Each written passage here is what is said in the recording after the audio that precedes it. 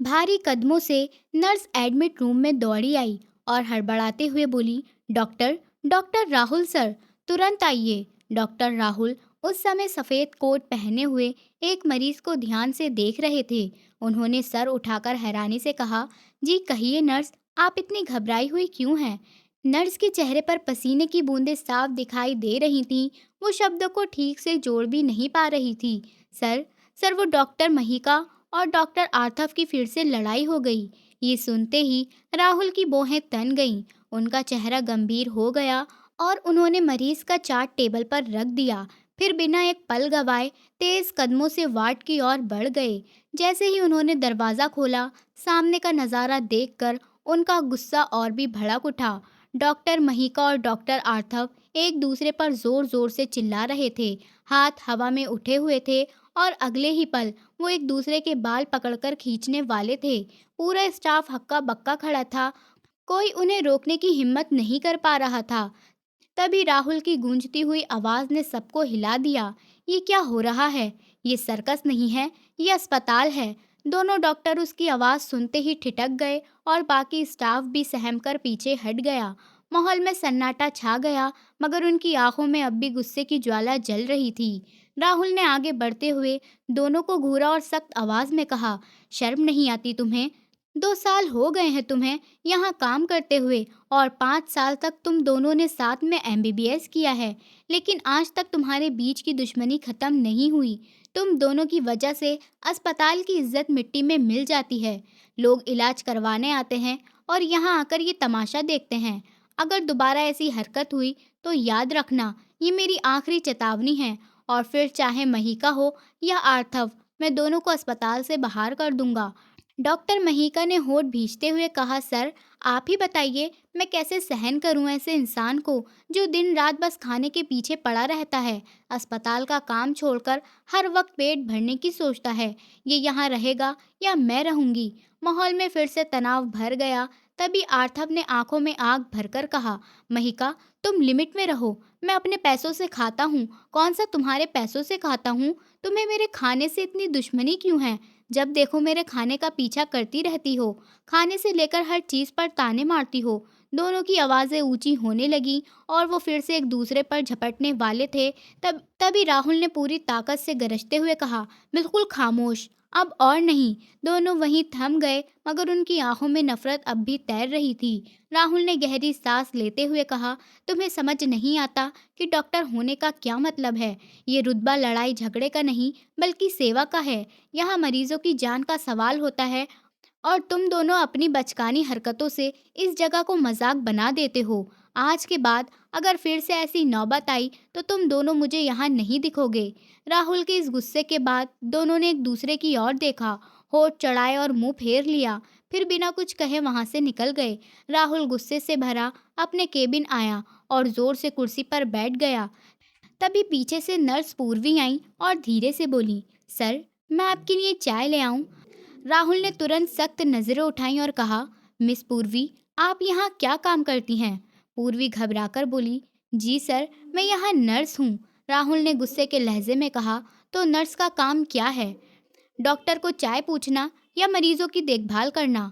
आपका यहाँ काम मुझे खुश करना नहीं है। आपका काम है मरीजों का ध्यान रखना, उनकी हालत पर नज़र रखना, उन्हें दवाई देना, उनके लिए मौजूद रहना। अगर आपको खुद नहीं पता तो मैं आपको बता दूं कि नर्स का फ़र्ज़ क्या होता है। पूर्वी ने सर झुका लिया। उसके होठ थोड़े सिकुड़े और आंखों में नमी उतर आई। वो जानती थी कि राहुल सही कह रहे हैं, लेकिन उसके दिल में एक ऐसी कमज़ोरी थी जिसे वो खुद भी समझ नहीं पाती थी। पूरे अस्पताल में जहाँ हर कोई राहुल के गुस्से से कांपता था और उनसे दूर रहने का बहाना ढूंढता था, वहीं वो अकेली थी जो बार बार उनके करीब आने का बहाना खोजती थी। चाहे वो चाय हो या कोई छोटी सी बात, वो हमेशा चाहती थी कि राहुल उससे बात करे, उसे नोटिस करे। राहुल के केबिन से बाहर निकलते हुए पूर्वी ने सोचा, काश वो एक नर्स नहीं बल्कि डॉक्टर होती तो शायद उसकी अहमियत राहुल की नज़रों में बढ़ जाती। आखिर राहुल अहमदाबाद के सबसे बड़े अस्पताल के मालिक थे, जिन्होंने यूके से एमबीबीएस करके लौटने के बाद ये अस्पताल खड़ा किया था, जहां हर डॉक्टर अपने काम में माहिर था और हर कोई उन्हें अपना आदर्श मानता था। राहुल अपने माँ पिता की इकलौती संतान थे। बचपन से ही गंभीर स्वभाव के थे। पहले तो उन्होंने घर की तन्हाई में वक्त बिताया और फिर पढ़ाई के लिए विदेश चले गए और वहाँ से लौटकर उन्होंने अपने सपनों को हकीकत बना दिया। लेकिन इस सपनों से बने अस्पताल में भी दो कांटे हमेशा उनकी राह में चुभते रहे थे। डॉक्टर महिका और डॉक्टर आर्थव, ये दोनों ना सिर्फ उनके कजिन थे बल्कि मंगेतर भी थे। पूरा अस्पताल जानता था कि दोनों की सगाई हो चुकी है, मगर उनकी रोज की लड़ाइयाँ देखकर कोई भी अंदाजा नहीं लगा सकता था कि ये दोनों कभी पति पत्नी बन जाएंगे। उनके झगड़ों से अस्पताल का माहौल बार बार बिगड़ता था और राहुल कितनी ही बार उन्हें चेतावनी दे चुके थे, लेकिन उनके कान पर जूं तक नहीं रेंगती थी। राहुल ने कुर्सी पर सर टिकाया और आंखें बंद कर लीं। बाहर अस्पताल की रौनक गूंज रही थी, मरीजों की आवाज़ें आ रही थीं, नर्स इधर उधर दौड़ रही थी, लेकिन उनके दिल में गुस्से और जिम्मेदारी का तूफान मचल रहा था। वो जानते थे कि इस अस्पताल को चलाना आसान नहीं है। यहाँ हर पल हिम्मत की ज़रूरत है और अगर स्टाफ ही इस तरह बिखरा रहेगा तो अस्पताल की इज्जत मिट्टी में मिल जाएगी। पूर्वी के कदम धीमे पड़ गए। वो बाहर निकलकर भी केबिन की खिड़की से अंदर झांक रही थी। उसके चेहरे पर एक अजीब सी चाहत थी, जैसे वो अपने दिल से ये मान चुकी थी कि चाहे जितना गुस्सा सहना पड़े, चाहे जितना ठुकराया जाए, लेकिन वो डॉक्टर राहुल के करीब रहना चाहती है, क्योंकि उसके लिए यही अस्पताल की सबसे बड़ी धड़कन थे। हमेशा घरवालों से और अपनों से दूर रहने की वजह से वो और ज़्यादा चिड़चिड़ा होता चला गया, जिसका नतीजा ये निकला कि जवान होते ही मैंने अपने ऊपर एक सख्त संजीदगी की चादर ओढ़ ली। उसकी एक तेज़ आवाज़ से पूरा अस्पताल लाइन पर आ जाता था। जो लाइन में नहीं आते थे वो 3 लोग थे, डॉक्टर महिका, डॉक्टर आर्थव और नर्स पूर्वी। पूर्वी की दोस्त ने उसे पकड़कर कहा, पूर्वी, तुम पागल हो, क्या कर रही हो? जानती हो ना, अगर डॉक्टर राहुल को ये सब पता चल गया तो तुम्हारी जान ले लेंगे। उनके कमरे में फूल छोड़ना ये मजाक नहीं है। वो बहुत गुस्से वाले इंसान हैं और अगर उन्होंने देख लिया तो तुम्हें बख्शेंगे नहीं। लेकिन पूर्वी ने अपनी जिद पर अड़े होते हुए कहा, आज उनका जन्मदिन है और मैं उन्हें ये गुलदस्ता देना चाहती हूँ। मैं जानती हूँ अगर सामने से दूंगी तो वो मुझे अपमानित कर देंगे, इसलिए मैंने सोचा कि मैं इसे चुपचाप उनके कमरे में रख आऊँ। इसीलिए आज मैं जल्दी आई हूँ और अभी उनके आने का समय भी नहीं हुआ है। तुम परेशान नहीं हो, मैंने कैमरा बंद करा दिया है। आज वो यूनिफॉर्म की जगह एक काले रंग का सूट पहनकर आई थी और उस सूट में उसकी सुंदरता और निखर आई थी। घर से निकलने से पहले उसने आईने में खुद को कई बार देखा था और अपनी नज़र भी उतार ली ताकि कोई बुरी नज़र ना लगे। उसके चेहरे पर हल्की सी मुस्कान थी, जैसे खुद से कह रही हो, चाहे पूरी दुनिया कहे ये नामुमकिन है, लेकिन मुझे यकीन है कि एक दिन मेरा सपना पूरा होगा। उसकी दोस्त बार बार कह रही थी, तू पागल है, मगर पूर्वी बस मुस्कुराई और बोली, मैं जानती हूँ कि वो आसमान है और मैं ज़मीन हूँ, मगर दिल के किसी कोने में यकीन है कि एक दिन आसमान ज़मीन से मिलने ज़रूर आएगा। सुबह 8 बजे ही वो अस्पताल पहुंच गई, जबकि राहुल का ड्यूटी टाइम 10 बजे था। उसने जल्दी आने का यही बहाना बनाया कि गुलदस्ता उनके कमरे में रख सके। कमरे में फूल रखते हुए उसके हाथ काँप रहे थे। उसने गुलदस्ता टेबल पर रखा और साथ में एक कार्ड छोड़ दिया, जिस पर लिखा था, आओ ना मिलकर ढूंढना है। नीचे बड़े अक्षरों में जन्मदिन मुबारक लिखा हुआ था। ये शब्द उसके दिल की गहराइयों से निकले थे। इधर राहुल भी अस्पताल की ओर बढ़ रहे थे। काले रंग के कोट पैंट और सलीके से संवरे हुए बालों में वो और भी रौबदार लग रहे थे। जैसे ही वो अस्पताल में दाखिल हुए, हर कोई उन्हें जन्मदिन की शुभकामनाएं देने लगा और वो बस हल्के से मुस्कुराकर थैंक यू कहकर आगे बढ़ते गए। अपने केबिन में पहुंचकर वो कुर्सी पर बैठे ही थे कि उनकी नज़र टेबल पर पड़े गुलदस्ते और कार्ड पर पड़ी। उन्होंने हैरानी से कार्ड उठाया और पढ़ा। उसमें लिखे शब्द देखकर वो कुछ पल चुप रह गए। उनके होठों पर हैरान मुस्कान थी। उन्होंने फूलों को हाथ में लिया और गहरी सोच में डूब गए। तभी बेल बजी। उसके बुलाने पर उसके केबिन में एक लड़का आया। राहुल ने उसे दिखाते हुए पूछा, ये फूल किसने रखे हैं? वो लड़का बोला, सर, मुझे नहीं पता, मैं तो आज देर से आया हूँ। राहुल ने सर हिलाया और कहा, ठीक है, जाओ। शुक्र है उसे देर से आने की सज़ा नहीं दी गई, वरना उसकी शामत आ जाती। लड़के के जाते ही राहुल ने फिर फूलों की ओर देखा और सोचा, ये किसने किया होगा। तभी दरवाज़ा खुला और पूर्वी अंदर आई। उसके चेहरे पर मासूम मुस्कान थी और होठों से निकला, हैप्पी बर्थडे सर। राहुल ने सर उठाया और उसे देखा। उनकी आंखों में अनजाना स्वभाव तैर गया। वजह उसका अंदर आना नहीं था, वजह थी उसके काले रंग का सूट और उसमें उसकी खूबसूरती चमक रही थी। और राहुल उस पल एकदम ठहर से गए। उसने खुद को संभालते हुए कहा, थैंक यू मिस पूर्वी। फिर कुछ पल उसे देखते रहे और अचानक से राहुल ने पूछा, ये फूल किसने रखे हैं? यकीनन आपकी बर्थडे पर किसी खास इंसान ने भेजे होंगे। राहुल ने उसे घूरा और सख्ती से कहा, मिस पूर्वी, आपको कोई काम था? पूर्वी ने तुरंत नज़रें झुका ली और बोली, जी सर, इमरजेंसी वाले मरीज की तबीयत ज़्यादा ख़राब है। ये सुनकर राहुल ने कहा, और आप अब मुझे बता रही हैं, क्या आप यहाँ मरीज की देखभाल करने आई हैं या बातें बनाने? वो सख्त आवाज़ में बोले और पूर्वी चुपचाप खड़ी रही। उसके दिल की धड़कन तेज थी, पर होठों पर हल्की सी मुस्कान रह गई, जैसे उसे फ़र्क ही नहीं पड़ा कि राहुल ने उसे डांटा, क्योंकि उसे सिर्फ इतना याद रह गया था कि उसने राहुल को अपने दिल के फूलों का इजहार कर दिया था, चाहे इशारे में ही सही। कोई अलग ही किस्म के नखरे हैं मिस पूर्वी आपके। मरीज की परवाह करने के बजाय डॉक्टर को बर्थडे विश कर रही थी, और यही उसे सबसे ज्यादा जरूरी लग रहा था।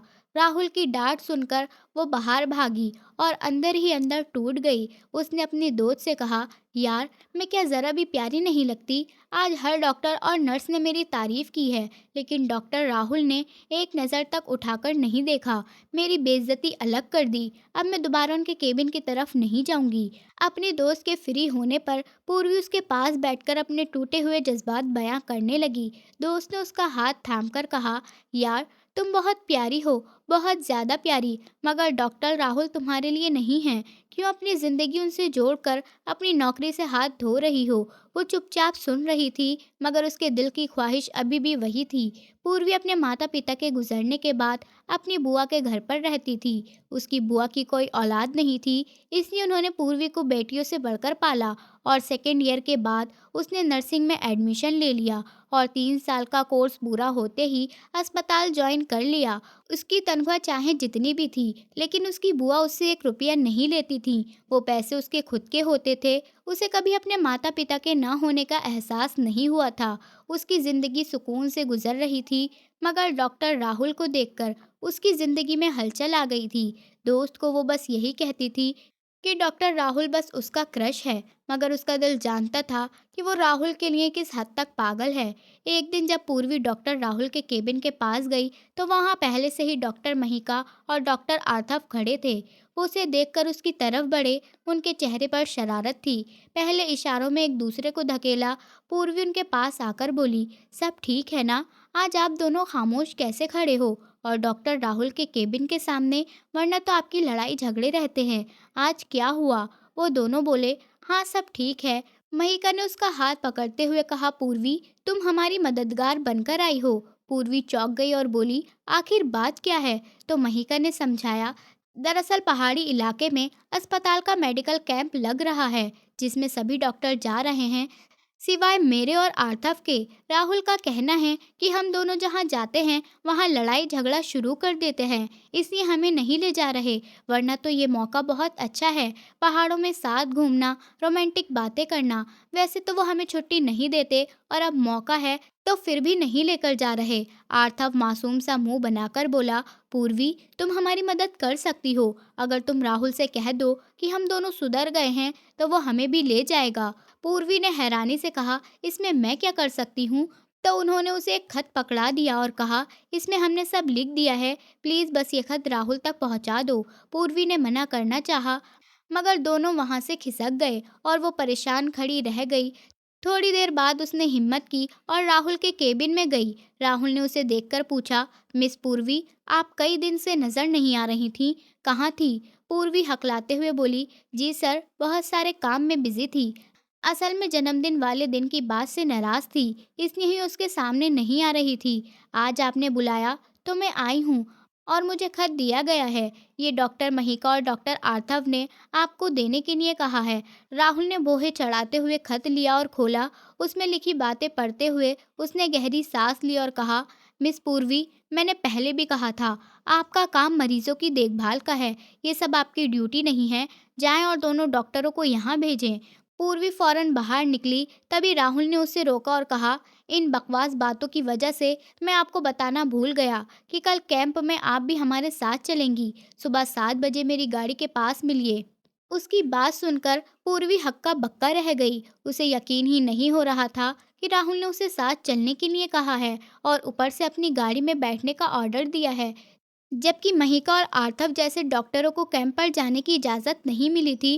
फिर पूर्वी राहुल को ठीक है का जवाब देकर डॉक्टर आर्थव और डॉक्टर महिका के पास उनसे कहने चली गई। अगले दिन दोनों वहीं अस्पताल में रह गए और पूर्वी को अंदर ही अंदर जलन से देखते रह गए। मेडिकल कैंप में पूर्वी डॉक्टर के साथ गई। गांव के लोग इलाज कराने आ रहे थे। हर तरफ भीड़ थी और डॉक्टर अपने काम में मशगूल थे। शाम ढल रही थी और सब पैकअप कर रहे थे। तभी डॉक्टर तन्वी ने राहुल से पूछा, राहुल, शाम होने वाली है, वापसी कब निकलना है? राहुल जो बैग पैक कर रहे थे, तन्वी की आवाज़ सुनकर कुछ पल रुके, फिर गंभीरता से उसकी तरफ देखा और बोले, बस तुम लोग तैयारी करो, हम आधे घंटे में निकल रहे हैं। मैं तुम्हारे साथ चलूं? डॉक्टर तन्वी उनके पास आती हुई बोली। क्यों?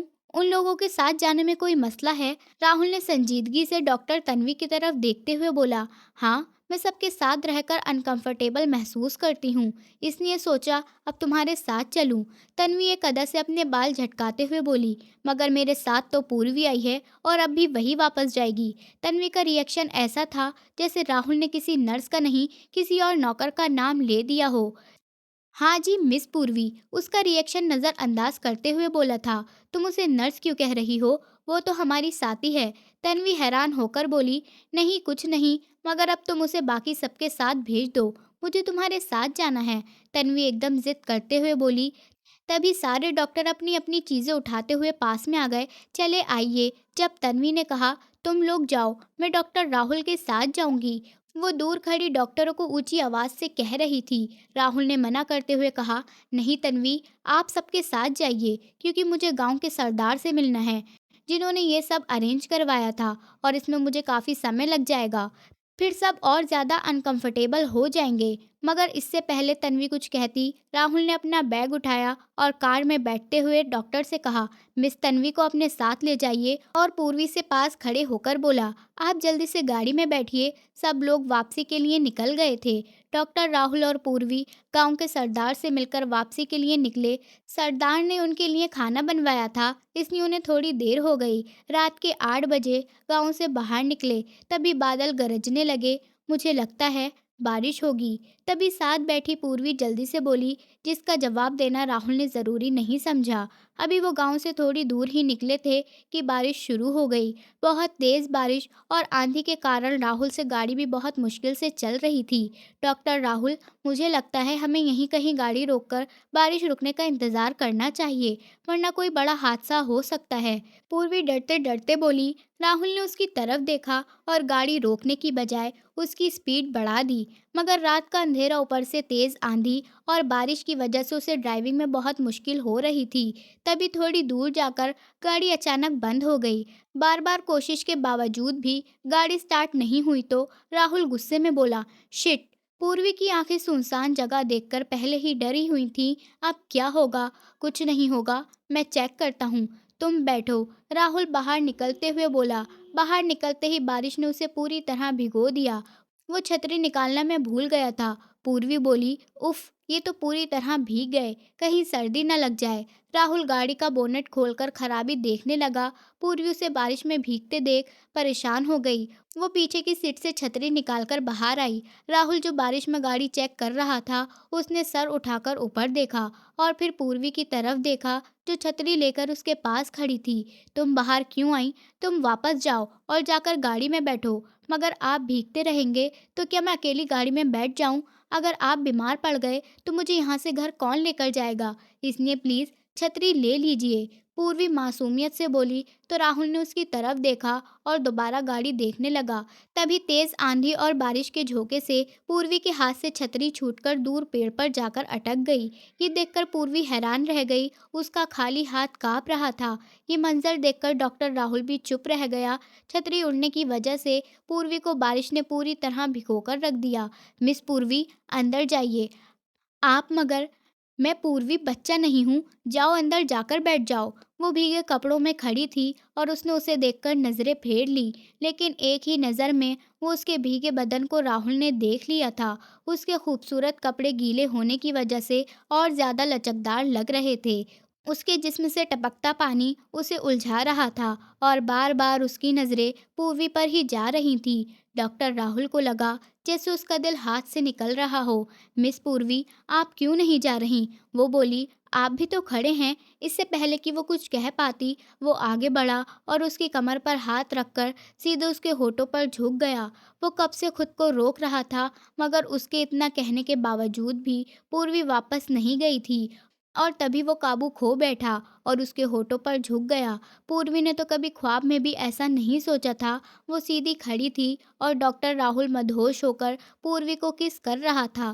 तेज बारिश दोनों के जिस्म को भिगो रही थी और राहुल का बदन उसके बदन से टच हुआ तो वो जिंदगी में पहली बार आउट ऑफ कंट्रोल हो रहा था। तभी एकदम से बिजली चमकी और तेज आवाज हुई तो वो होश में आई। उसने खुद को पीछे करना चाहा और उसी पल राहुल भी होश में आकर झटके से पीछे हट गया। वो भीगते हुए गाड़ी की पिछली सीट पर जाकर बैठ गई। उसे भागते देख राहुल गीले बालों में हाथ फेरता गाड़ी को देखने लगा। कुछ देर देखने और सोचने के बाद वो फ्रंट सीट पर आया और इंजन में चाबी डालते ही गाड़ी स्टार्ट हो गई। उसने गाड़ी को वापसी के रास्ते पर डाल दिया और शीशे से पूर्वी को देखने की कोशिश करने लगा। वो अपने गीले बालों को समेटते हुए होठ काटकर चुप बैठी थी।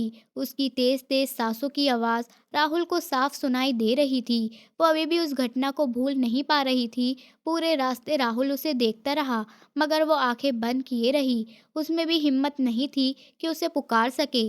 कुछ घंटे का रास्ता तय करने के बाद वो उसके घर के सामने गाड़ी रोकते हुए उसने पूर्वी की तरफ देखा और बोला, मिस पूर्वी, आपका घर आ गया है। ये सुनते ही उसने आंखें खोली और बिना कुछ कहे उन्हीं गीले कपड़ों में उतर गई। तभी उसने फिर से पुकारा, मिस पूर्वी, अगर आप इस तरह घर जाएंगी तो घर वालों को अजीब लगेगा। प्लीज़ मेरी ये शॉल रख लीजिए। उसने सीट के नीचे से गर्म शॉल निकालकर उसकी तरफ बढ़ाई, मगर पूर्वी ने उसकी तरफ देखा और धीमी आवाज़ में बोली, नहीं, बहुत शुक्रिया, और बिना कुछ लिए घर की ओर बढ़ गई। गाड़ी में बैठे राहुल ने देर तक उसे अपनी नज़रों में समेटे रखा था। रात गहरी हो चुकी थी, सभी लोग सो गए थे और वो सीधा अपने कमरे में चली गई। गुमसुम सी बिस्तर पर बैठ गई, समझ नहीं पा रही थी कि कैसा रिएक्ट करूं। वो डॉक्टर राहुल को बहुत पसंद करती थी, उसके आसपास रहने का मौका ढूंढती थी, मगर आज जो हुआ ऐसा तो उसने कभी सोचा भी नहीं था। उसे लगा शायद अब वो उसे अच्छी लड़की नहीं समझता, तभी तो ऐसी हरकत कर बैठा था। तभी उसके दिमाग में अजीबोगरीब बातें चलने लगी। वो अपने ही जज्बातों को समझ नहीं पा रही थी। बार बार राहुल की वो हरकत और वो अंदाज उसे याद आ रहा था। कभी उसका चेहरा शर्म से लाल पड़ जाता तो कभी ये सोचकर मन बुझ जाता कि न जाने उन्होंने उसके बारे में क्या सोचा होगा। दूसरी ओर अपने कमरे में राहुल भी परेशान था। वो खुद को बार बार कोस रहा था। जिंदगी में आज तक वो किसी बात पर इतना शर्मिंदा नहीं हुआ जितना आज अपनी हरकत पर हुआ था। वो सोच रहा था, मुझसे कैसे माफ़ी मांगूं, मुझसे क्या कहूँगा, ऊपर वाले, मैंने ये क्या कर दिया। उसने खुद को बार बार दोषी ठहराया और बेचैन होकर उठकर जिम रूम में चला गया। अब उसके लिए सुकून सिर्फ खुद को तकलीफ देने में था। वहीं दूसरी तरफ पूर्वी की बुआ सुबह सुबह उसके कमरे में आई तो उसे यूं टूटी हालत में देखकर हैरान रह गई। वो पूरी रात सोचती रही थी और सुबह ही उसे हल्की नींद आई थी, पर उसने अपनी बुआ की आवाज़ पर आंखें खोलकर उन्हें देखा और बोली, बुआ जी, बुआ की जान, क्या हुआ। वो रात से बहुत परेशान थी और अपने खून के रिश्ते को देखकर और भी बेचैन हो गई थी। वो बुआ से बोली, मुझे अस्पताल नहीं जाना। खुद पर काबू पाते हुए उसने कहा, अरे मेरा बच्चा, मत जाओ, मैं तो तुम्हें खुद कहती रहती हूँ, कभी इन अस्पतालों से छुट्टी भी कर लिया करो। नहीं जाओ मेरा बच्चा, छुट्टी कर लो, उठो फ्रेश हो जाओ, मैं तुम्हारे लिए तुम्हारा फेवरेट नाश्ता बनाती हूँ। नाश्ता करके फिर हम दोनों शॉपिंग पर जाएंगे। आज मैं अपनी बेटी को बहुत सारी शॉपिंग करवाऊंगी। ये सुनकर वो हल्की सी मुस्कान के साथ बोली थी कि वो अपनी वजह से अपनी बुआ का मूड खराब नहीं कर सकती।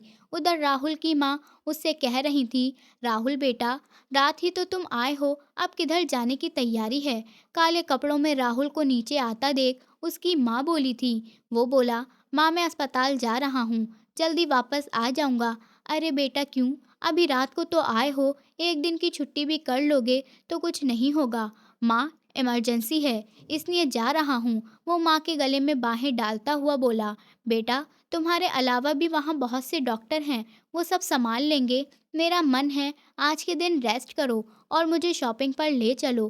कभी अस्पताल को छोड़कर माँ को भी समय दे दिया करो। उसकी माँ नाराज़गी भरे लहजे में बोली थी, अरे माँ, मेरी जान, आप जानती हैं ना मेरे बिजी शेड्यूल को, बस आपको समय नहीं दे पाता। लेकिन मेरा वादा है आज मैं जल्दी आऊँगा और जो कहेंगी वही करूँगा। माँ के चेहरे को देखते हुए उनके माथे को चूमते हुए बोला था, याद रखना बेटा, जो मैं कहूँगी, माँ, जो आप कहेंगी वही मैं करूँगा। इतना कहकर उसने जल्दी से घड़ी देखी और निकल गया। मुझे सर आपने बुलाया। आते ही इमरजेंसी केस के बाद वो सीधा अपने कमरे में आया था। तभी उसकी बेल पर पियून अंदर आया, मेरे लिए एक कप चाय लेकर आओ और पूर्वी को भी बुला दो। ये सुनकर पियून बोला, सर वो तो आज नहीं आई। उसके कहने पर उसने डायरी उठाकर देखा। आज तो उसके हॉस्पिटल आने का दिन था और उसने छुट्टी भी नहीं ली। पता नहीं क्यों आज नहीं आई। अच्छा चलो जाओ।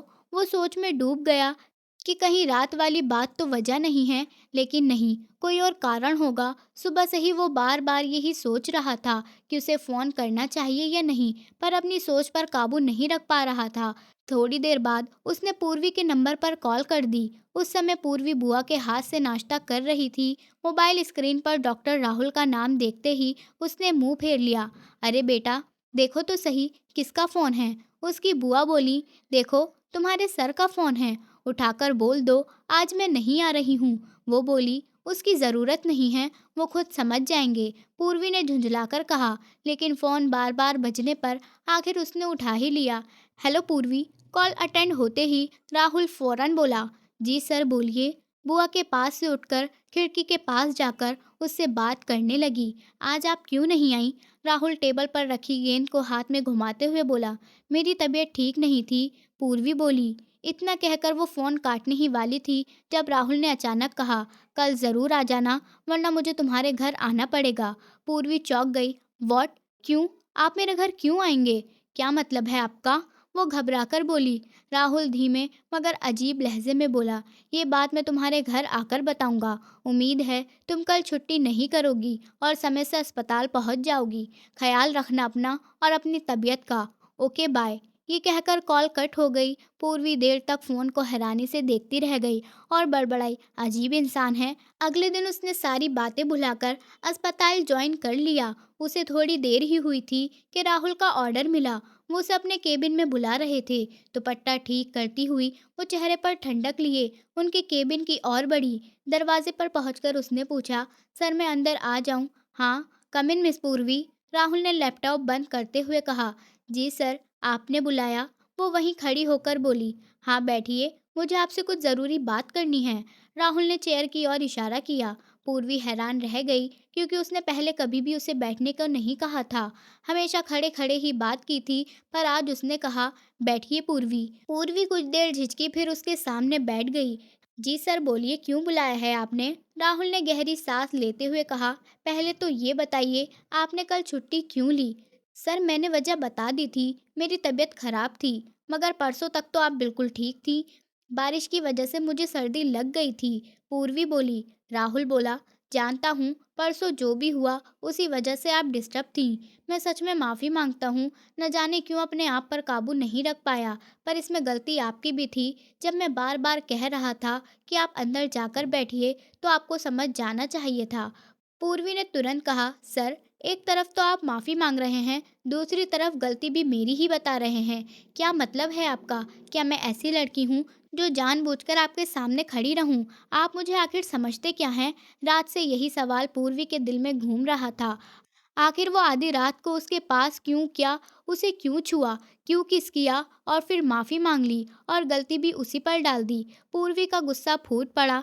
मिस पूर्वी, मैंने ऐसा कब कहा? राहुल ने सफाई दी। कब कहा? सर आप रात को मेरे पास आए, मुझे टच किया, मुझे किस किया और फिर माफ़ी मांगी, तो फिर गलती मेरी कैसे हो गई? ये तो मेरी बेइज्जती है ना? पूर्वी तेज़ आवाज़ में बोली। राहुल ने धीमी आवाज़ में कहा, मिस पूर्वी, मैं ऐसा कुछ नहीं कह रहा। मैं सिर्फ ये बताना चाहता हूँ। पूर्वी ने बीच में ही रोकते हुए कहा। क्या बताना चाहते हैं आप? साफ साफ बोलिए। राहुल ने दोनों हाथ अपनी टेबल पर रखे और बोला, हाँ मैं सच में बताना चाहता हूँ कि मैंने तुम्हें किस नज़र से देखा है। मैं तुम्हें अपनी चादर उड़ाना चाहता हूँ। उसकी आवाज़ गहरी और ठहरी हुई थी। पूर्वी हैरान रह गई और गुस्से में खड़ी हो गई।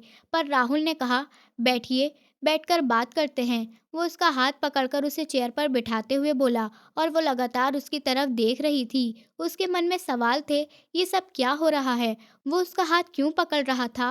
बेवजह की बातें क्यों कर रहा था? उसके दिमाग में बहुत सोच चल रही थी। वो हल्की मुस्कान के साथ पूर्वी की तरफ देख रहा था, जो अब दोबारा चेयर पर बैठने के बजाय वो दोनों हाथ रखकर खड़ा था और बोला, मैं सीरियस और साफ बात करना चाहता हूँ। मुझे खुद समझ नहीं आ रहा कि मेरे साथ क्या हो रहा है। मैं अपनी फीलिंग को खुद नहीं समझ पा रहा हूँ। मैं इश्क और प्यार जैसी बातों पर यकीन नहीं करता, लेकिन जब तुम्हें देखता हूँ, जब जब तुम पर नज़र पड़ती है, तो दिल करता है तुम्हारे होठों की नमी को महसूस करूँ, और मेरा दिल दिमाग काबू से बाहर हो जाता है। इससे पहले कि मुझसे कोई गलती हो जाए, मैं जल्दी से जल्दी तुमसे शादी करना चाहता हूँ। ये सुनकर पूर्वी दंग रह गई और घबराकर बोली, ये आप क्या कह रहे हैं? मैं एक नर्स हूँ और आप एक डॉक्टर। वो बोला, मुझे समझ नहीं आ रहा, कहाँ लिखा है कि एक नर्स और डॉक्टर एक साथ नहीं रह सकते। वो अपने दिल की धड़कनों को संभालते हुए सारे सवाल दूर करना चाहती थी। पूर्वी ने कहा, आप समझ नहीं रहे हैं। मुझे लग रहा है कि आपको सिर्फ मेरे जिस्म से प्यार है। शादी के बाद अगर आपका दिल भर गया तो आप मुझे छोड़ देंगे। राहुल ने पास आते हुए जवाब दिया, आप इस बात का गलत मतलब ले रही हैं। मुझे जो परसों रात हुआ, उसी वजह से मैंने अपने दिल में तुम्हारे लिए जगह बनाई है। वरना मैं इतना कमज़ोर नहीं हूँ कि किसी लड़की को यूँ रात में चूमता फिरूं। और अगर आपको लगता है कि शादी के बाद मैं आपको छोड़ दूंगा, तो ये गलत है। उसके कदम और करीब आ रहे थे। वो पीछे हटते हुए दीवार से टकरा गई और उसने पूर्वी की तरफ झुककर बिना अस्पताल का लिहाज किए उसके होठों को चूम लिया। वो हैरान रह गई और उसकी गिरफ्त में छटपटा रही थी, मगर वो नशे की तरह दीवाना होता जा रहा था। कुछ देर बाद उसने पूर्वी को और करीब खींचते हुए कहा, करोगी ना मुझसे शादी? पूर्वी डर और सन्नाटे में चुप थी, मगर उसके अंदाज और उसके सवाल ने उसे मजबूर कर दिया, और पूर्वी ने सर झुकाकर हाँ कह दी। उसे हर पल डर लगा था कि कहीं कोई पीछे से नहीं आ जाए। उसी समय दरवाजे पर अचानक दस्तक हुई और बाहर से आवाज़ आई, सर मैं अंदर आ जाऊं? बाहर से डॉक्टर की आवाज़ सुनाई दी और उसी पल पूर्वी का चेहरा सफ़ेद पड़ गया। उसका रंग पल भर में उड़ गया। वो घबरा गई। राहुल ने तुरंत धीरे से कहा, डरो मत, मैं हूं ना, कुछ नहीं होगा। अपने हालत ठीक करो। उसने झट से उसकी शर्ट के बटन बंद किए, उसके बिखरे हुए बालों को ठीक किया और फिर खुद पीछे हट गया। यस कम इन, उसने आवाज़ लगाई और दरवाजे से डॉक्टर अंदर आ गईं। अंदर आते ही सामने राहुल को देखकर वो नम तरीके से बात करने लगी, मगर उसकी नज़र सीधे दीवार से लगी खड़ी पूर्वी पर पड़ी। डॉक्टर ने पूछा, ये क्या हुआ है? तुम यहाँ ऐसे क्यों खड़ी हो? मैं तुम्हें बाहर ढूंढ रही थी। मैंने ही इसे यहाँ बुलाया था। अब मिस पूर्वी आप जा सकती हैं। राहुल ने सिचुएशन संभालते हुए सीधा कहा। डॉक्टर ने कहा, मुझे बस 34 वाले पेशेंट की फाइल चाहिए थी, तुम ले जाओ। वो डॉक्टर बोली। हाँ मैं सर हिलाकर बहुत तेज़ कदमों से वहाँ से निकल गई और भागने की तरह तेज़ कदमों से चलती चली गई। राहुल ने चैन की सांस ली। उस रात घर लौटकर खाने की मेज़ पर बैठा तो माँ ने हमेशा की तरह मुस्कुराते हुए पूछा, बेटा आज इतने खुश क्यों लग रहे हो? राहुल ने पहली बार बिना हिचकिचाए कहा, माँ मैंने लड़की पसंद कर ली है। माँ फौरन चौंकी। कौन है बेटा? कौन है वो खुशनसीब लड़की? कहीं तुम्हारे अस्पताल की कोई डॉक्टर तो नहीं? उसकी माँ एक्साइटमेंट में उसके पास आकर बैठ गई। राहुल हंसते हुए बोला, नहीं माँ, डॉक्टर नहीं, वो एक नर्स है। उसका नाम पूर्वी है। माँ पहले तो हैरान रह गईं, लेकिन अगले ही पल मुस्कुराते हुए बोली, बेटा नर्स या डॉक्टर से फ़र्क नहीं पड़ता। फ़र्क तो इस बात से पड़ता है कि वो तुम्हारे दिल को पसंद आई है। तुमने उसे अपने जीवन साथी के रूप में चुना है, तो मुझे और क्या चाहिए? मगर एक नज़र डॉक्टर तन्वी पर भी डालकर मुझे पता चला है वो तुम्हें पसंद करती है और शादी करना चाहती है। लेकिन राहुल बोला, मुझे पता है वो कैसी है, मुझे वो बिल्कुल भी पसंद नहीं है। राहुल ने मचलते हुए कहा, माँ आप कल ही उसके घर रिश्ता लेकर जाइए, मैं और देर नहीं करना चाहता। माँ ने उसे प्यार से गले लगाया और बोली, ठीक है मेरी जान, जैसा मेरा बेटा चाहेगा वैसा ही होगा। अगले दिन पूर्वी के घर रिश्ते की बात हुई। उसकी बुआ ने थोड़ा समय मांगा, लेकिन सबके चेहरे पर खुशी साफ दिखाई दे रही थी। राहुल सुकून में था। उसने पूर्वी को मैसेज किया, मैडम, अब जल्दी ही आपको मेरी पत्नी कहकर पुकारा जाएगा। पूर्वी थोड़ी नर्वस थी, लेकिन दिल के किसी कोने में हल्की सी मुस्कान तैर गई। शाम को राहुल ने मजाक करते हुए फ़ोन किया, हेलो मैडम, कैसी हैं आप? मैं तो सोच कर बैठा था कि आज हमारी शादी की डेट फिक्स हो जाएगी, मगर सुना है आपने अपनी बुआ से थोड़ा समय मांगा है। पूर्वी ने धीरे से कहा, हाँ। राहुल ने हंसते हुए जवाब दिया, कोई बात नहीं, एक दो दिन में सब तय हो जाएगा। लेकिन कल आप अस्पताल तो आ रही हैं ना? पूर्वी थकी हुई आवाज़ में बोली, आज की छुट्टी मैंने सिर्फ ससुराल वालों की वजह से ली थी। कल भी मन कर रहा है छुट्टी कर लूं, बहुत थक गई हूँ। राहुल ने शरारत से कहा, अरे मैडम, आपकी थकान का असली इलाज घर में नहीं, अस्पताल में है। आप आ जाइए, हम आपके लिए ऐसी ट्रीटमेंट करेंगे कि थकान उड़ जाएगी। बल्कि मुझे तो डर है, अगर मैं आपके करीब आ गया तो शायद दूर ही न जा सकूं और उसी शाम आपको प्रेग्नेंट कर दूं। पूर्वी शर्मा गई और गुस्से से फ़ोन काट दिया। राहुल फ़ोन काटने के बाद उसकी लाल पड़ती शक्ल को सोचकर हंसता रह गया। कुछ दिन बाद आखिरकार शादी की डेट फाइनल हो गई। राहुल खुशी से झूम रहा था। पूर्वी ने भी छुट्टी की एप्लीकेशन दी, मगर राहुल ने सख्त अंदाज में उसे मना कर दिया। बोला, तैयारी बड़ों का काम है, तुम अस्पताल आओ। पूर्वी इस बात पर बहुत नाराज हो गई और दोनों में बातचीत बंसी हो गई। राहुल जानबूझकर ऐसा दिखा रहा था जैसे उसे कोई फर्क नहीं पड़ता, मगर असल में वह हर छोटी से छोटी चीज़ पूर्वी के लिए चुन रहा था। घर में सजावट से लेकर उसके कपड़ों तक सब कुछ उसने खुद पसंद किया। लेकिन एक दिन सब गड़बड़ हो गया जब डॉक्टर तन्वी अचानक उसके केबिन में आ गई। उसने राहुल से कहा, तुम सचमुच इस नर्स से शादी करने वाले हो? वो एक मामूली लड़की है। मेरी तरफ देखो, मैं तुमसे प्यार करती हूँ, मैं तुम्हें बहुत खुश रख सकती हूँ। इतना कहते ही उसने अचानक राहुल को किस कर लिया। उसी समय पूर्वी दरवाजे पर आ गई और उसने सब देख लिया। उसके पैरों तले ज़मीन खिसक गई। राहुल ने झटके से तन्वी को खुद से दूर किया, मगर पूर्वी को देखकर उसका चेहरा उतर गया।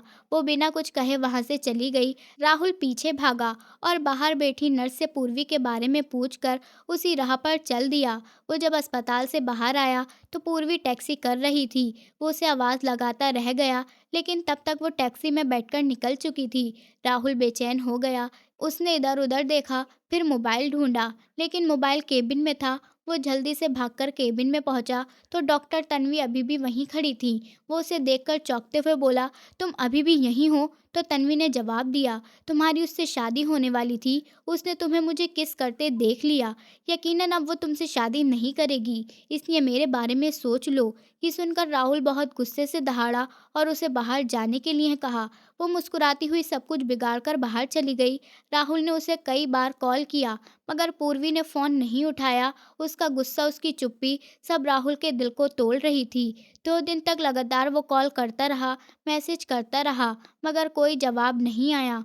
और अब सिर्फ एक ही रात बची थी, बारात की रात। राहुल आईने के सामने खड़ा होकर सोच रहा था, पता नहीं पूर्वी आएगी या नहीं, पता नहीं वो क्या रिएक्शन देगी। क्या वो सब कुछ छोड़कर चली जाएगी या फिर मुझे माफ़ कर देगी? उसका दिल धड़क रहा था, उसके हाथ काँप रहे थे, मगर उसके चेहरे पर अब भी वही ज़िद्दी मुस्कान थी। उसने खुद से कहा, अगर पूर्वी नहीं आई तो मैं उसके घर जाकर उसे अपने साथ ले आऊँगा, क्योंकि अब उसके बिना रहना मुमकिन ही नहीं है। वो लोग समय पर ही बारात लेकर निकल गए थे और दूसरी तरफ पूर्वी का 2 दिन से रो रो कर बुरा हाल था, मगर इसके बावजूद भी उसने एक बार भी ये नहीं सोचा था कि उनकी शादी को रुकवा दे। उसे बस ये सोच सोच कर दुख हो रहा था कि उसके अलावा राहुल के करीब कोई और कैसे चला गया। इसी गुस्से में वो राहुल की कोई कॉल अटेंड नहीं कर रही थी। उसे लगातार उदास देखकर उसकी बुआ ने पूछा था, तुम्हारी राहुल से कोई लड़ाई तो नहीं हुई? उसने कुछ नहीं कहा और अकेला रहने के लिए कह दिया। शादी की रस्में पूरी हो गई थी और सारी रस्मों रिवाजों के बाद राहुल अपनी दुल्हन को विदा कराकर घर ले आया था। अपनी अपनी जगह दोनों ही परेशान थे। जब उसकी माँ राहुल के कमरे में पूर्वी को बिठाकर बाहर चली गई। माँ के जाते ही पूर्वी फ्रेश होकर सादा सूट पहनकर बाहर आई। सर पर चादर ओढ़े गार्डन में खुलने वाली खिड़की से छलांग लगाकर बाहर निकल गई। वहाँ उसकी दोस्त और डॉक्टर महिका खड़ी थीं। वो वहाँ से सीधा अस्पताल पहुँच गई। डॉक्टर महिका बोली, यार तुम मेरे भाई के साथ अच्छा नहीं कर रही हो। पूर्वी ने मुंह बनाते हुए कहा, और जो तुम्हारे भाई मेरे अलावा किसी और के साथ किस करता फिरे, वो ठीक है? ये तो बस मैंने बुआ की इज्जत की वजह से शादी कर ली। और वो मुंह बनाते हुए अस्पताल के अंदर चली गई और कहने लगी, तुम लोग चले जाओ और खबरदार किसी को मेरे यहाँ होने की खबर दी तो अच्छा नहीं होगा। ये कहकर फ़ोन हाथ में लिए अंदर की तरफ चली गई। इधर उधर देखते हुए वो सीधा राहुल के केबिन में चली गई। वहाँ सोफे पर लेटकर उसके बारे में सोचने लगी और कुछ ही देर में नींद आ गई। उधर थोड़ी देर बाद राहुल कमरे में आया तो वहाँ पूर्वी कहीं नहीं दिखी। उसने पूरा कमरा टटोल लिया मगर वो वहाँ नहीं मिली। हाँ, उसके उतरे हुए कपड़े वॉशरूम में लटक रहे थे। राहुल हैरान था कि वो कहाँ चली गई। तभी उसने मैसेज करके महिका को बुलाया। महिका को भी हैरानी हुई कि भाभी कहाँ गई।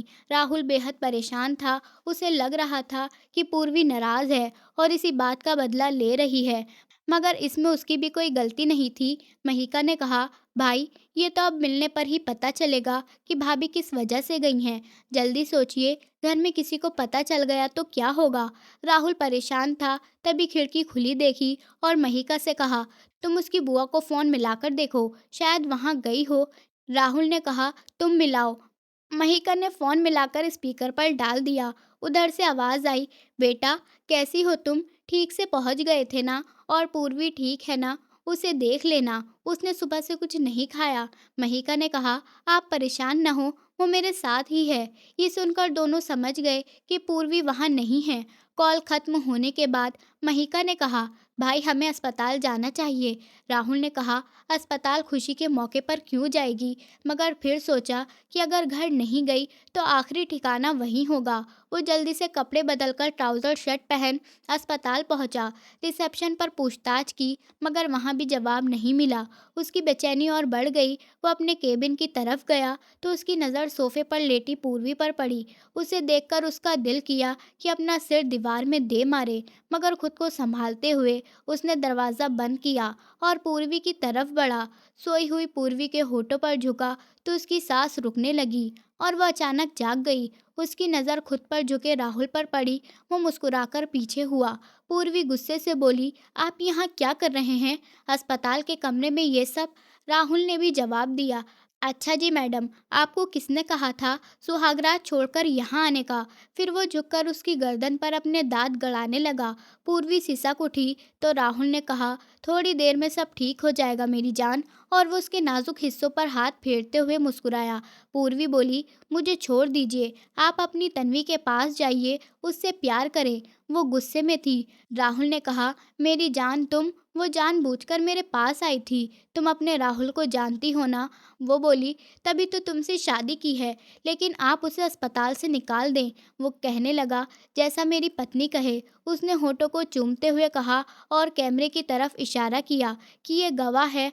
अब वो पूर्वी को अपनी बाहों में कसते हुए उसके नाजुक जिस्म में खुद को शामिल कर चुका था।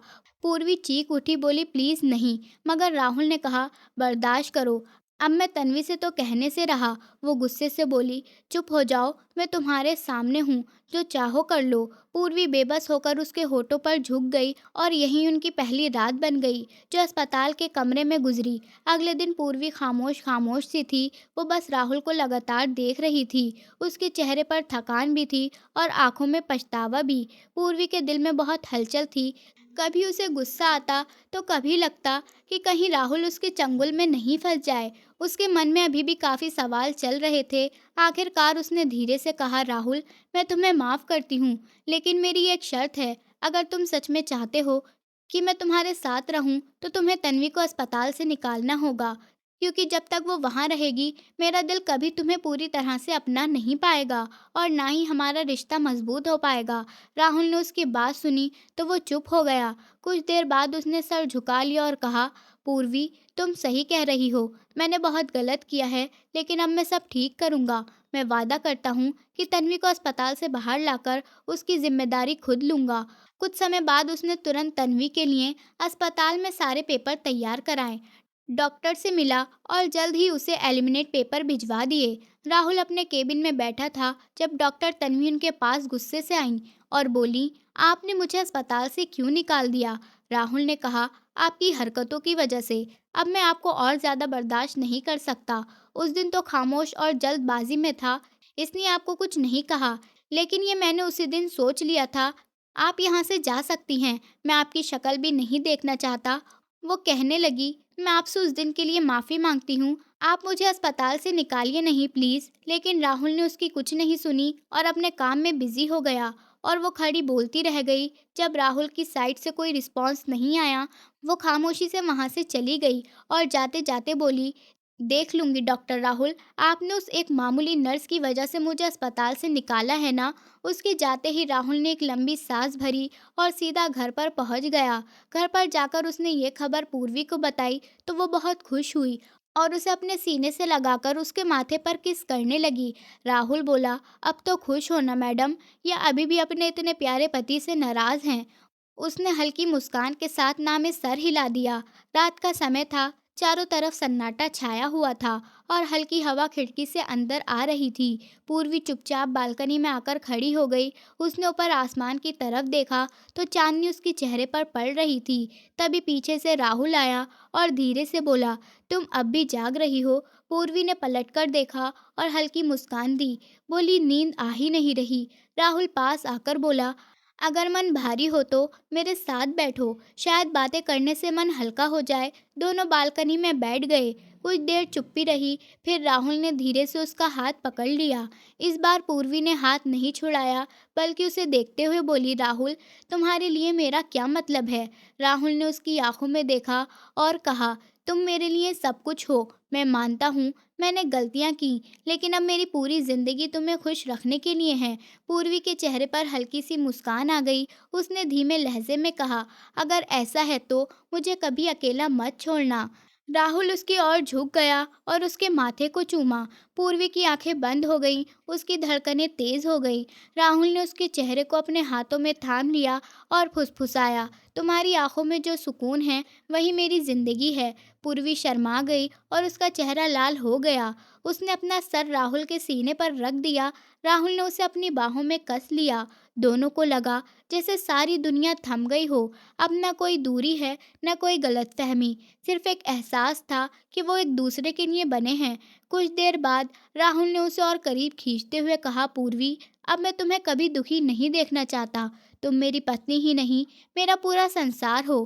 पूर्वी ने उसकी तरफ देखा। उसकी आंखों में प्यार और भरोसा साफ चमक रहा था। उसने पहली बार दिल से मुस्कुराते हुए कहा, और तुम मेरे लिए सबसे बड़ी ताकत हो। उस रात चांद की रोशनी और उनकी नज़दीकियों ने एक नई शुरुआत कर दी थी। उनके बीच अब न कोई शिकायत बची थी, न कोई दूरी। दोनों के दिलों ने एक दूसरे को पूरी तरह स्वीकार कर लिया था।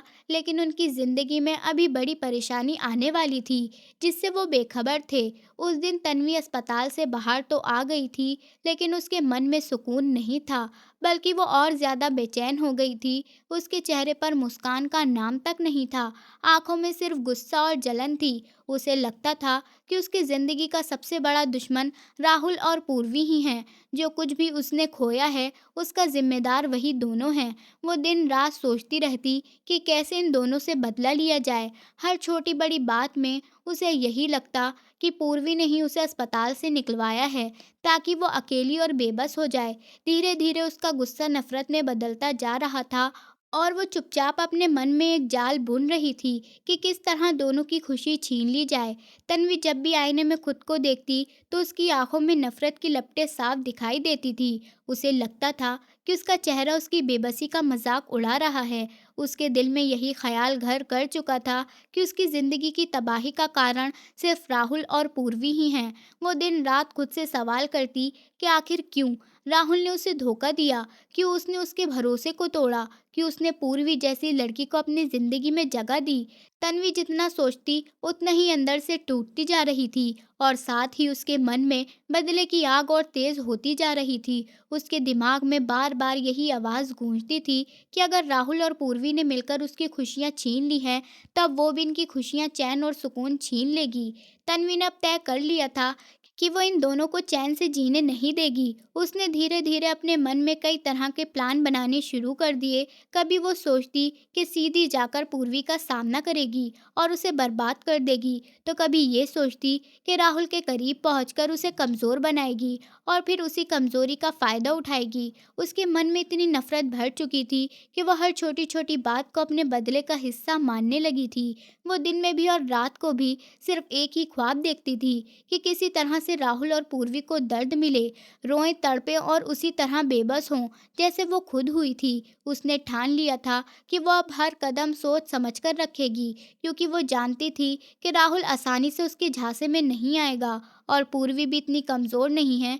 इसलिए वो पहले इन दोनों की ज़िंदगी पर नज़र रखेगी, उनकी आदतों, उनकी रूटीन, उनके मिलने जुलने पर सब धीरे धीरे जानकारी इकट्ठा करेगी ताकि सही समय पर वार कर सके। तन्वी के चेहरे पर एक अजीब सी शांति दिखाई देने लगी थी, लेकिन वो शांति तूफान से पहले का सन्नाटा थी, क्योंकि उसके दिल में बदले की आंधी धीरे धीरे तेज हो रही थी और वो अब बस एक मौके का इंतजार कर रही थी। तन्वी ने बदले की आग में जलते हुए अपने दिमाग में चालाकी से खेल खेलना शुरू कर दिया था।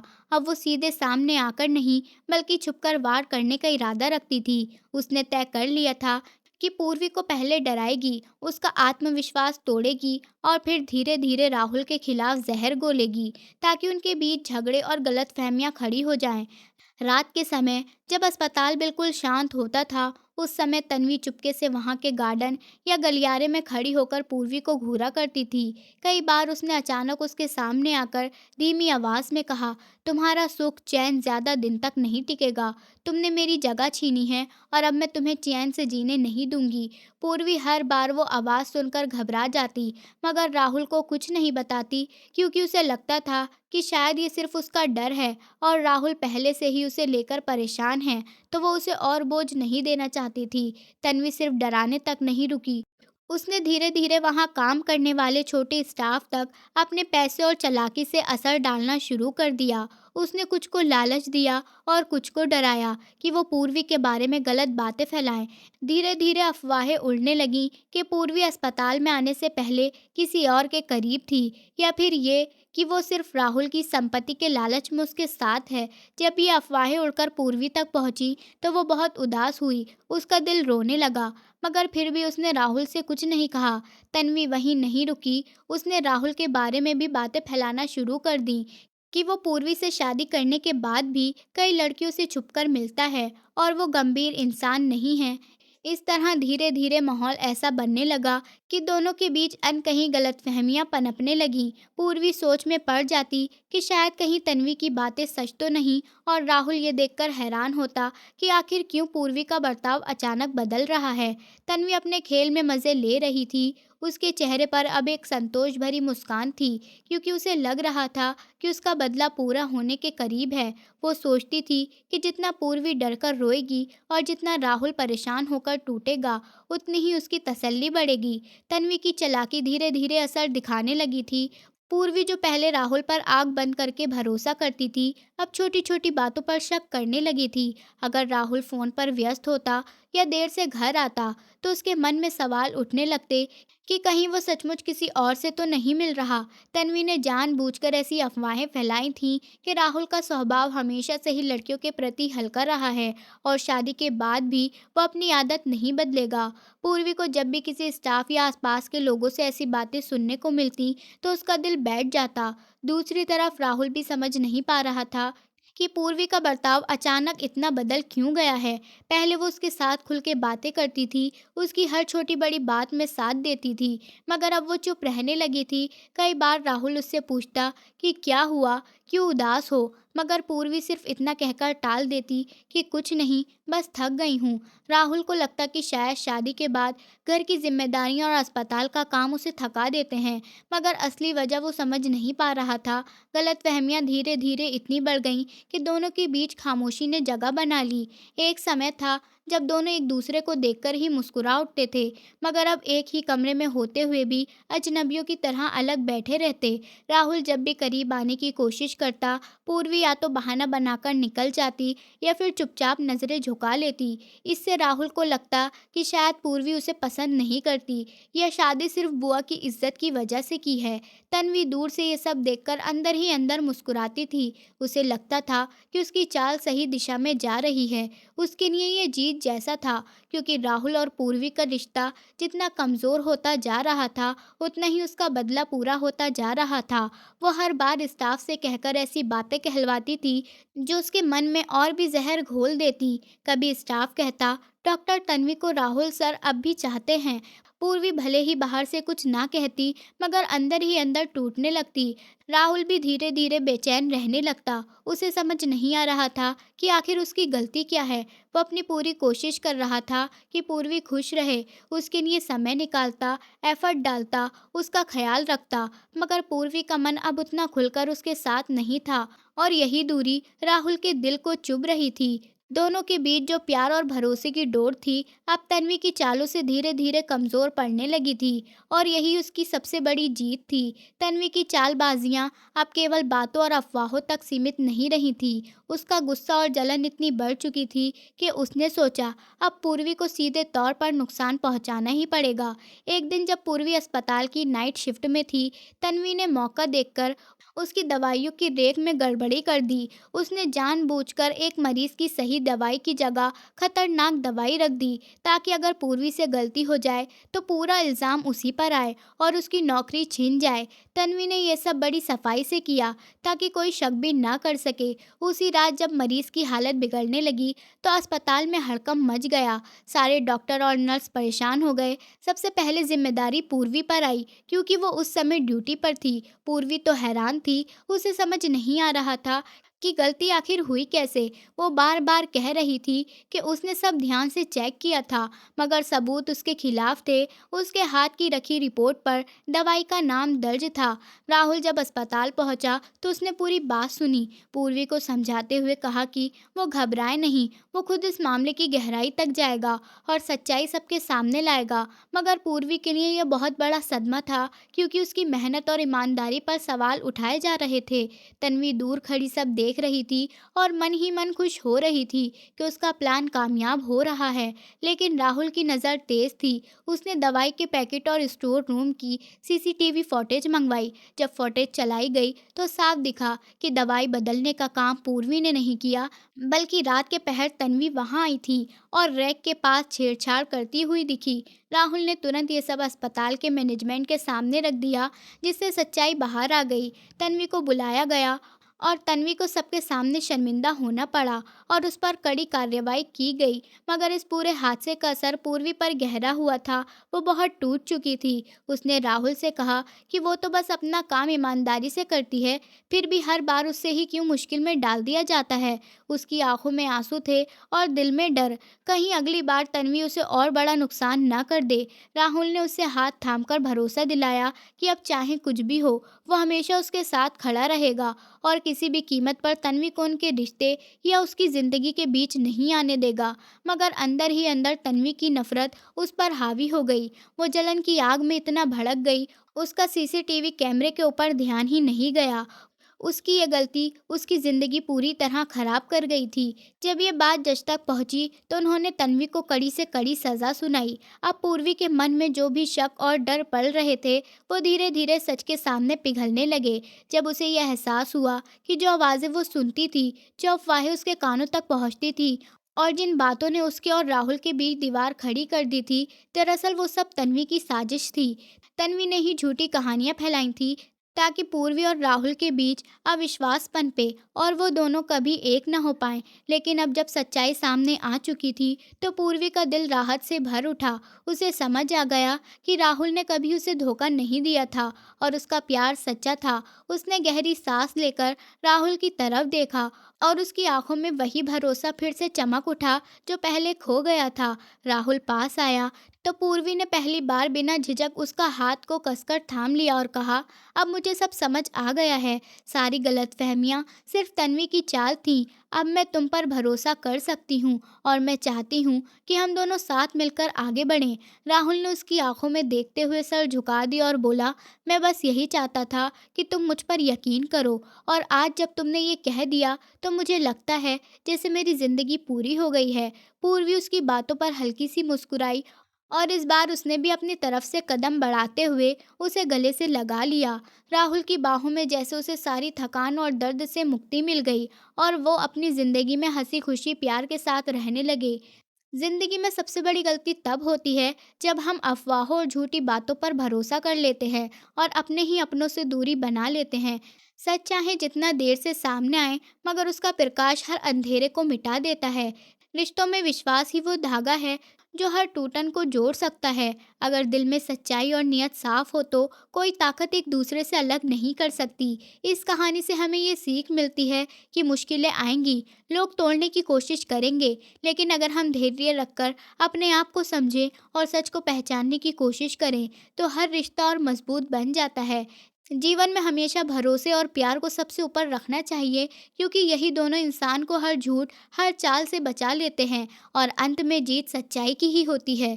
दोस्तों, उम्मीद करती हूँ आपको हमारी कहानी पसंद आई होगी। कहानी पसंद आई है तो वीडियो को लाइक करें, चैनल पर नए हैं तो चैनल को सब्सक्राइब करें और हाँ, नोटिफिकेशन वाले बेल आइकन को ज़रूर दबाएं ताकि अगली अपडेट सबसे पहले आपको मिले।